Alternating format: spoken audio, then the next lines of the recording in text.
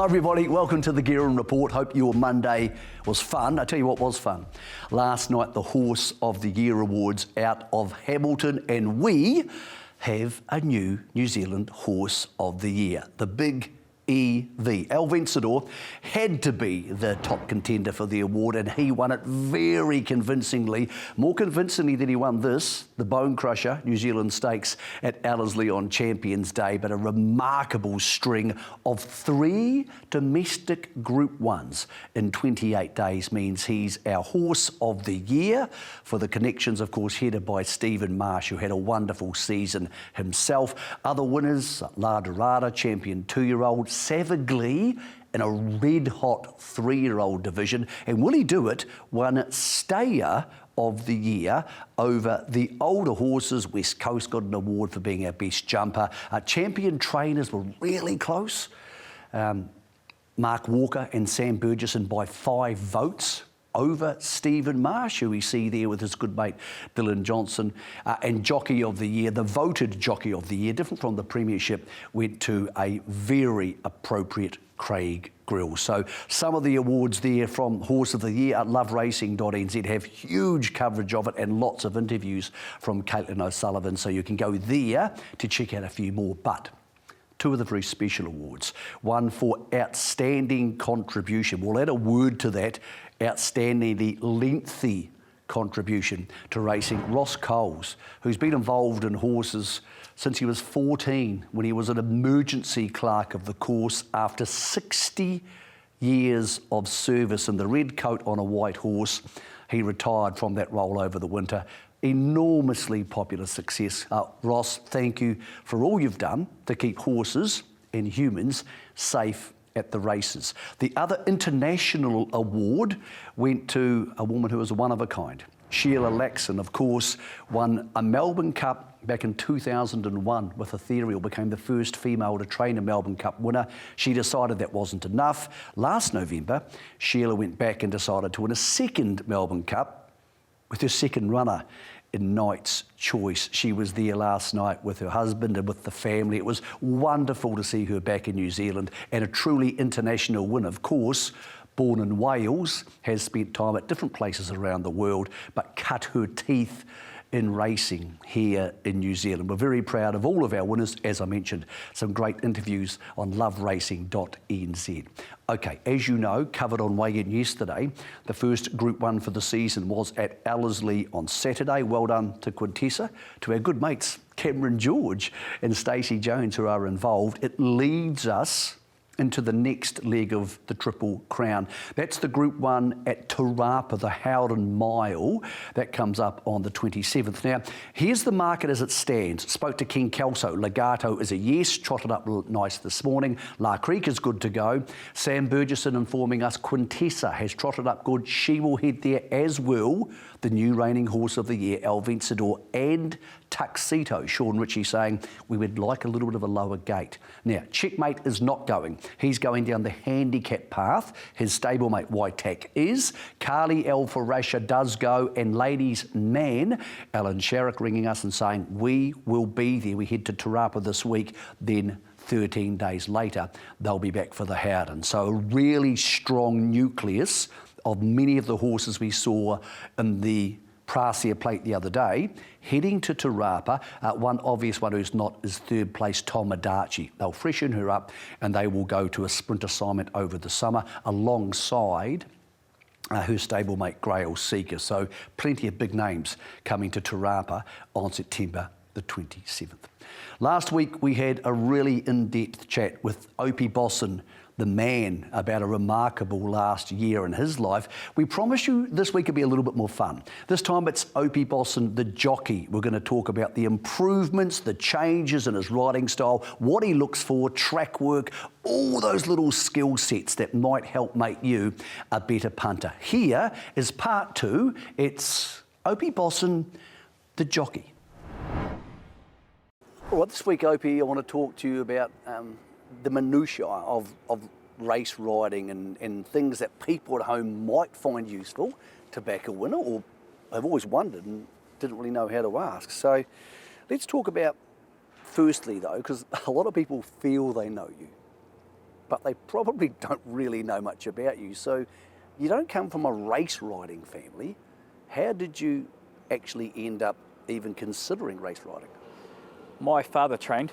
He had a small team in Rotorua, and his father before that trained as well. So I think my dad had a few amateur rides back in the day before I was born, and racing was just brought up with us. So I had my own set of colours when I was probably 3 or 4 years old, and used to wear them everywhere. And I think I wanted to be a jockey from that age.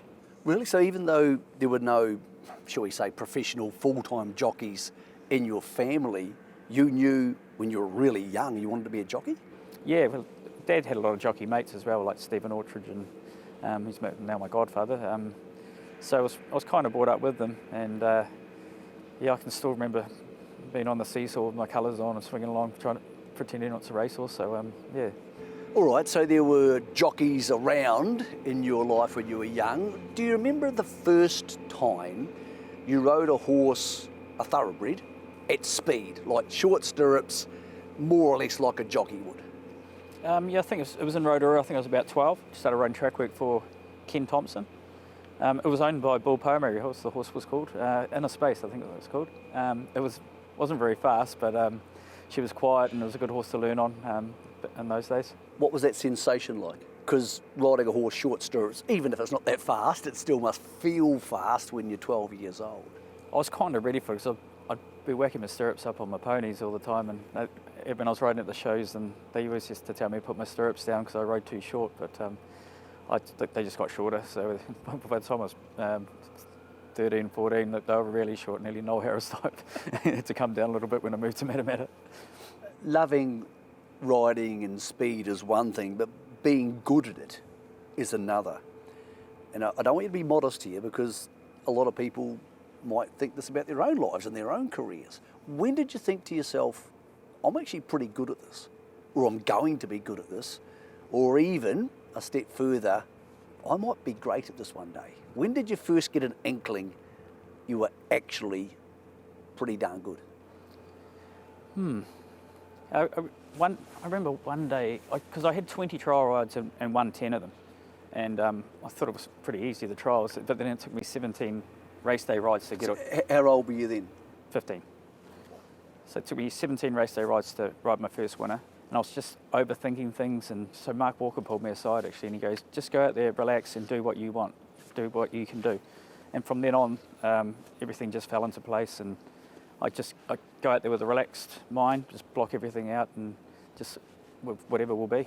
I remember, because way back then, I was working at the Herald, and I remember people saying, this Opie Bosson, he's Stephen Orchard's godson and he's going to be a great rider.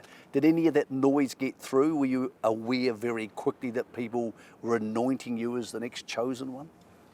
There was a little bit, but I was quite shy and naive back then. I just didn't really take anything like that in, and I just wanted to go out there and be a jockey, and my main focus was winning apprentice title. So that's I was so focused, and that was my main goal. Most good jockeys have a senior jockey they look up to or they model themselves on. Who were a couple of the people floating around the jockeys room when you were 15 who you wanted to be like, or you would ask questions of?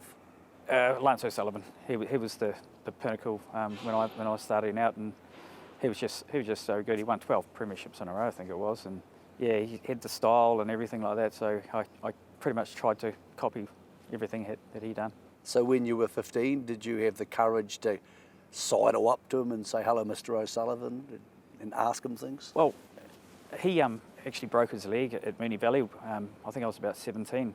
He was a stable rider for his dad, and so Stephen Orchard told me to go and talk to Dave O'Sullivan and ask if I could be stable rider, and he said yes. And so then I got one-on-one lessons with Lance. So I go around to his house and he go through tapes and teach me what to do. So I think that's what really, really made me.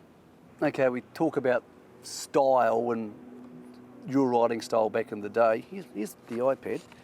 Have a little look at this. Here's your first Group 1, the 1998 Auckland Cup here at Ellerslie, and you riding Jezebel.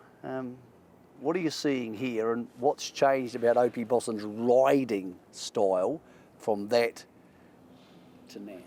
I've tightened up a little bit. I look a bit more arms and legs. I remember the day I was 49 kilos that day, and the whip action's not as extravagant now these days. But that horse, I remember we drew out in the race, and we just got the gorgeous run without doing any work whatsoever throughout the whole race, and then we just had to challenge Chris Muntz and Aerosmith up the straight, and it was a bit of a battle, and I was just lucky my horse was the better stayer.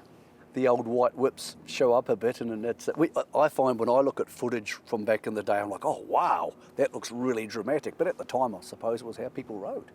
Yeah, I think everyone liked the white whips back then, but I look back at the footage now, it doesn't look very good. So I'm glad we changed the whips into the padded ones as well. Let's get into the details of style. So you said you were always a short stirrups fan, which takes a lot of balance and a lot of skill. We see, as the whips used less these days, a lot of jockeys pushing down on the horse's neck and pushing their head through the line in a finish. Talk to me about what's changed in the mechanics of riding, say, over the last 30 years. When I started, everyone was kicking and pushing like quite hard, but then there's a lot of whip use. These days, it's more point of balance, I find. We're riding with our toes in the stirrups now and getting up over the horse's wither a bit and getting more over top of the horse. The styles these days, like when you see a J-Mac and they look so much better and tidier than what they did back in the day. What about you? Do you sit differently on a horse now than you did 20 years ago? Yeah, I think I do. I always try and go with the times. It's not easy, but I find, like, yeah, if things are working, stick to it. But you still want to keep up with the fashion as well. Talking about the whip, there's been suggestions it may be banned. What's your views on that? Would that be a safety risk? Because I sometimes see 2-year-olds come around the bend here at Ellerslie and look like they'll just want to run into outer space. If you're in that situation, do you need a whip? I think so, 100%. It's no worse feeling when you've got a horse running off and you can't give it a slap on the neck to try and guide it around. I think it'd be a bit of a disaster if they do take the whip away completely. And that's from a safety point of view, not talking about the punting or making the horse go faster point of view. From a safety point of view, I think a lot of horses, like Bludge, if they don't have a whip, there's some laid-back horses out there, so you probably couldn't get the full ability out of them without the stick. The top trainers always tell me that getting really good feedback from their track work riders are crucial, and they tell me you're one of the best. So when you're riding a horse in track work, what does good track work feel like? I like to get my times spot on. That's why I use a beeper to try and get them down to the last little bit of a second. But I think riding a horse, it's rhythm and how they feel and how they're travelling on the bridle. But every horse is different. If you ride them all the time, you know if they put on a nice piece of work or average piece of work. So I just think rhythm and making sure the horse is fit, healthy and happy. How important is breathing in a race or even in a trial, and your role in not interrupting their breathing and trying to move at the same time they move? Yeah, exactly. There's horses that can get up or jump and take in the wind and try and hold their breath. So the best thing is to do is just come out quite neutral with them to get them into a nice rhythm and let them get into a breathing habit so they're not uptight and then they've got something left for the finish. All right, what happens if you're in a race and a horse does feel like it's getting uptight? Now you're a bit older, do you have any tricks or any experiences to try and get them to relax a bit more? Yeah, 9 times out of 10, as soon as you get a little bit of cover and behind another horse, they seem to come back and relax a little bit. Is that because they're not seeing open ear, so they don't think it's time to go? Yeah, exactly, yeah. And but you can tell by the horse, even around at the start, if they're getting a bit first up, you just want to try and keep them relaxed and give them a pat, talk to them. You talked about being around at the start, and I've asked you about tricks of the trade. I remember watching something where I thought to myself, oh, this is cunning. Imperatriz before, I think it was the railway at Te Rapa, first up for a while. She'd had a trial, but she had been a little bit funny out of the gates from time to time. and you were behind the gates and you were circling her round and round. I presume that's to say, come on girl, keep your mind on the job, we can't muck around today, this is serious. Is that what you're doing there, and is that something you learn with experience of how to keep them dialed in? Yeah, she was a little bit of a cripply action type of horse, so it was just keeping her legs free. And yeah, so Mark Walker's quite big on giving them a good trot round at the start. I like to save my own energy, but on a good horse like that, you want to keep her moving, and so she's nice and free before she gets into the gates. One of the more unusual conversations I've had with the jockey about those little micro skills was, again, with your friend J-Mac, about when he's ridden horses where you've had to go a long way to the start, like at Ascot or in a dogleg race in New Zealand, taking your feet out of the stirrups to make the horse relax a little bit more.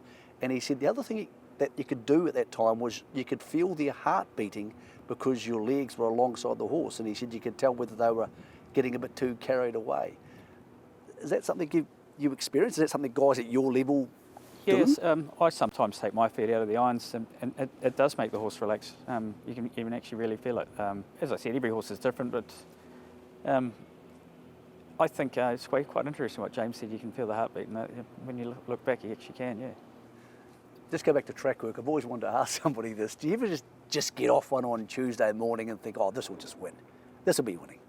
We get quite a few. There's always no certainties in racing, but when they give you a nice piece of work on a Tuesday morning and you know you're in for a big chance, it makes you pretty happy. Relative ballpark of when you get off one and you think this will just win, how often do you tend to be right? Most of the time. Oh, yeah? Ask the boss. Between what's usually the biggest piece of work for the week, often on a Tuesday, and race day on Saturday, what does your research and your prep look like? I mean, I know obviously there's a little bit of weight loss and time in the bath. I know often you take the iPad there and to do your research. What are you looking for in that research? I just go over every horse in the race, just quickly, and then I start programming in my brain, and what the barrier draws and what barriers that they're drawn in, and what horses I want to be following and what jockeys on what. So a lot of it just browsing over the fields, and then it goes into my brain and go from there. A lot of the leading Australian riders have people who help them with that. They speed map races for them and they have people to talk to. Do you have any help in that regard?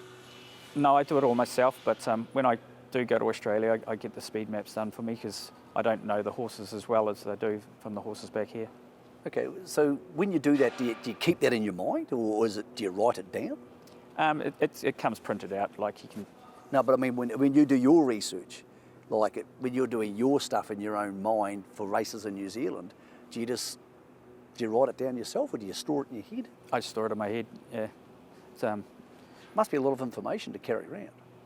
No, you forget about it when you go to the next race anyway. What about race day? Because I always find you quite a chipper, happy sort of bloke, but I also find your demeanour will sometimes change on race day. You're not as up for a chat as you want to be. I always get the feeling you don't want people to talk to you.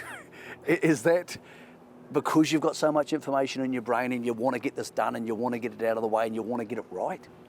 No, it's probably because I've been wasting so hard and I'm that dry and I can't talk.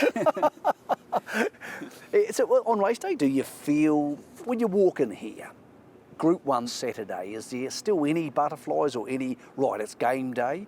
Or being older, are you relaxed about it, but just dehydrated? I always try and come to the races relaxed, and I don't really get too worked up until just before I get on the horse, and as soon as I get on the horse, I'm fine. That's just me, but I always try and be as calm and as relaxed as I can.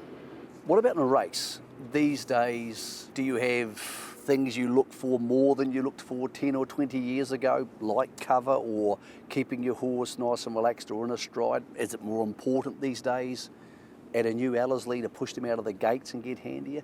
What's the key crucial factors to race riding for you now? I think it depends on your horse, but I like to put my horse in the race with a bit of cover and just get them into a nice rhythm where they're not spending any pennies, so they've got plenty left for the straights. But the easiest run you get is the more horse you're going to have. You've been on some great horses. I mean, if you had to look back, and I don't want to name the best horses because I think everybody has their own version of best horses, but to you there must be favourite race wins. There must be wins that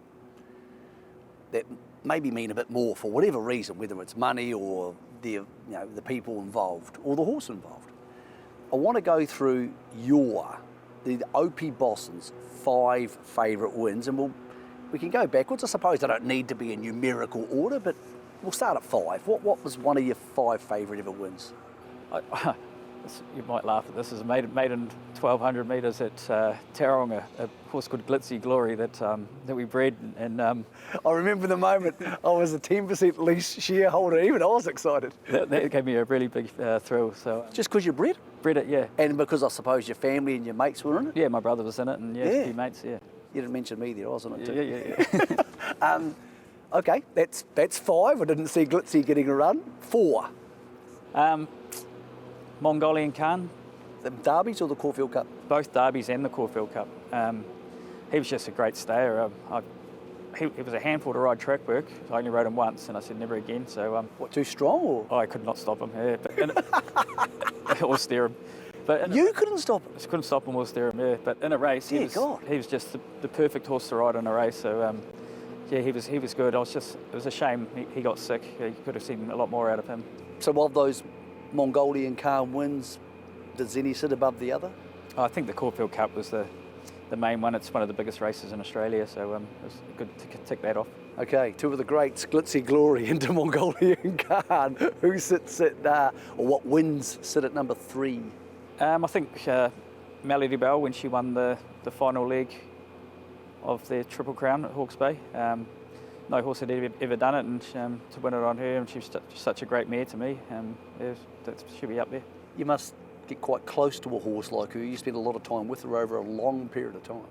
Yeah, we're quite lucky. I've been at Te Akau for a few years, and we've had some really nice mares come through the stable, and you get to know everything about them too. All right, what's the runner-up, and in some sort of order, for your favourite wins? We've got Te Akau Shark and probably winning the 2 Group 1s on the same day in Sydney. That was a huge highlight. I only had the 2 rides and winning 2 Group 1s. I think I might have beaten J-Mac on both of them too. I love Probabile, but Te Akau Shark must have been great fun to ride. He was just the stride on him, and just the way he looked and the way he did things. Yeah, we never got to see the best of him either, because he was just getting better and better, but his stride was just something different. Number 1 favourite Opie Bosson win of his career so far? It would be Imperatrice. There's a few good ones on her, but I'd have to say my most rewarding one was winning the Champion Sprint. I'd never ridden a winner up in a straight line, and it was her first go at it too. So to get the job done in such a big race like that on a big race day was really quite some thrill. It must be kind of cool, because obviously it's the last day of the Melbourne Cup week, to ride at Melbourne Cup week when you're in front of those really big crowds. Do you feel it as a jockey? Yeah, you can really hear them. They feel like they're on top of you. And the Aussie crowds, they just love their racing, and they can boo you, cheer you, they can give you anything. So you just got to be ready for anything. What was she like to ride Imperatrice? Because as a horse, she looked like a real sweetheart. Yeah, she was a sweetheart, but towards the end of her last few years, she's always trying to buck me off going to the start. So you're like, oh yeah, no, she's on. Is that her just having a lean of you, or is it she's just the boss? She's just feeling so well, and she does it for about 3 or 4 strides, and then goes back to being normal quiet. You didn't get a chance to win the Melbourne Cup on Mongolian Khan when he would have gone awfully close. You haven't had a Melbourne Cup. Is it one of the races you would love to win, or is there something else there which Opie Bosson would love to win if you had any race in the world you could win? I'd love to win a Cox Plate. I reckon it's the mega race of the good horses at even weight for age. So it's just one of the toughest races in the world, and I've been lucky enough to run 3rd in it on Te Akau Shark. But that's one race I'd love to win. All right, when we get the big guns on the show, we like to ask them about the other big guns, and I love the answers. So you only get one, but I know this isn't going to work. Who's the best jockey you've ridden against? Oh, I've ridden against a lot of good ones. I knew that was coming. especially in Australia, there's a lot of good jockeys. I did this with Chris Waller and he got to 5, so maybe 3. Can you hold it to 3 maybe? Okay, we've got, I think, I have to say Lance O'Sullivan. Just describe to me why. He, to me, as an external person who's never been a jockey, he looks very polished. He was very polished and very focused and a real sharp mind. Then there's Hugh Bowman. I take my credit to him, to how the composure he had the whole time with Winks, and he just didn't show it, show the nerves or anything like that. So he's right up there, and he's very strong to ride against as well. And I have to put J Mac on top, and no one's really done what he's done in such a short time, and he's just world class. What do you think makes him a good rider? He's just mentally so strong and physically strong, and it's got perfect balance and just a great style. You know he'll be watching this at some stage and he's going to hear you say that. Yeah, I know he's going to text you. Who are the best trainers you've ridden for or been around or dealt with? Again, it should be 1, but we'll give you 3. Mark Walker's up there. He's got the record on the board. Why is he a good trainer? What about him is he good at? He's won so many premierships in different countries as well, and it's a lot of good horses along the way. Murray Baker's has to be one of the greatest I've ever ridden for. The way he can set a horse for a race and have it peaking on the day is just amazing what he can do with the horse. And Alan Sharrock, I love riding for him. When he tells you... Al Sharrock gets on the list. Yeah. Oh, he'll be stoked about this. When he tells you it's on, it's on. All right. Now, this one I am going to hold you to 1. You can have as long to think about this as you want. Who's the best horse you've ridden? Pt.2's 100%. That didn't take very long. No. What about her? So I just have never ridden a horse with a turn of foot like she has, and I won 9 Group 1s on her. I've never ridden a horse to win that many Group 1s on a horse, so no, she has to be right up there. She's given me my biggest thrills in racing. Mate, we can only thank you on the Guerin Report from our whole team for coming along over the last couple of weeks, talking about a whole range of things. I think it's been really inspiring and helping us maybe understand a bit more that what goes under the bonnet of a horse and in the mind of a jockey. So, mate, we're looking forward to Group 1, 100 and plenty more. Thanks, mate. No, thanks for having me.